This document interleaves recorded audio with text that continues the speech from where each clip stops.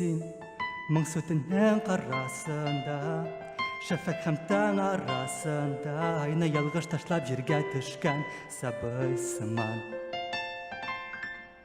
Бел, бары синдә минем йөрәк, тик син генә миңа кирәк, һәр чак синең янәшәңдә булу минем теләк. Озат Гыймадиев.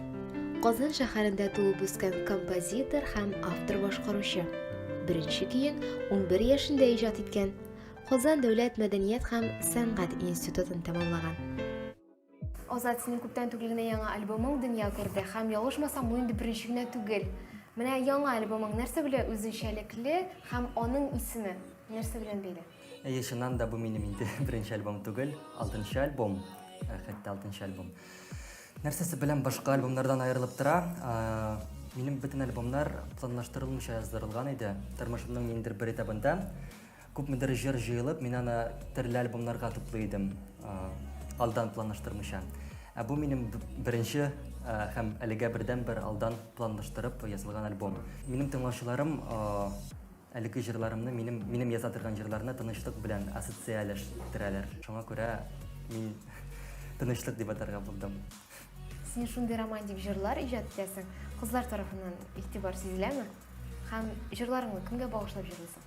Кызлар игътибары зур дип уйлыйм инде, чагыштырмача. Язалар миңа бик күп приятный әйберләр, бик күп күңелгә рәхәт ишетелә торган. Кемгә багышлап язам дигәндә, кайбер җырларны кемгәдер багышлаганым да булды. Кайбер җырлар гомумән беркемгә дә багышланмаган, чөнки иҗат кешесе бик хисле була һәм аңа берәр җыр яки композиция язар өчен бары тик көчле хис булуы гына җитә. Менә шулай булып, кызык булып чыга инде. Кызлар да язалар, җырлар да языла. Мин гадәттә үземнең кунакларыма нинди дә булса бирем әзерлим.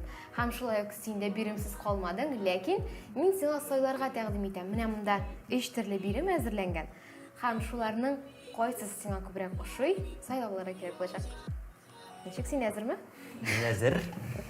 Бик дулкынланам. Бу мәхәббәт күптән таныш булган кагыйдәне һаман кабатлый. Син сөймәгән сине сөя, я яраткан сине яратмый. Менә бу хәзер бу шигырь юллары, Ангам Атнабаевның шигыренең бер өзеге. Һәм сиңа бу юлларны ниндидер бер көйгә салырга туры булачак. Син бит үзең иҗат итәсең җырларны. Миңа әзерләнергә вакыт юк. Аңламыйча шулаймы? Юк, менә хәзер импровизация булачак. Сезнең әле мине күргәнегез булмады. Азаттан импровизация иде. Бу мәхәббәт күптән таныш булган кагыйдәне һаман кабатлый. Син сөймәгән сине сөя, яраткан сине яратмый.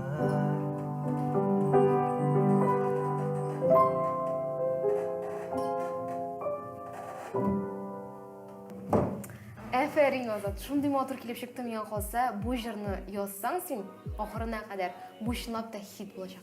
Язарбыз, әлбәттә, көтәргә генә кирәк. Безгә көтәргә күңеллерәк булсын өчен без тапшыруыбызны карый торабыз. Киттек.